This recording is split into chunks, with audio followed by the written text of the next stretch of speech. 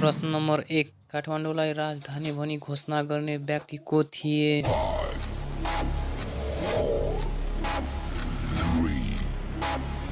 2, 1.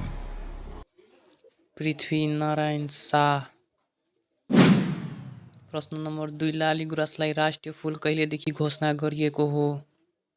5, 4, 3, 2, 1.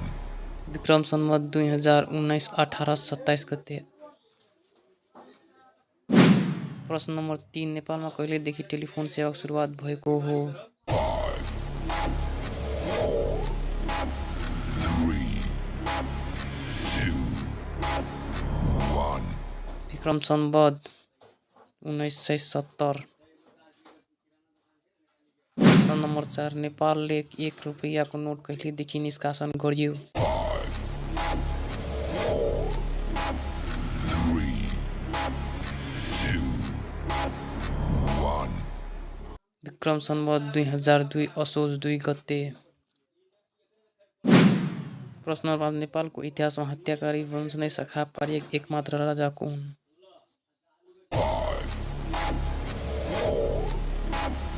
4, 3, 2, Shripad Birendra.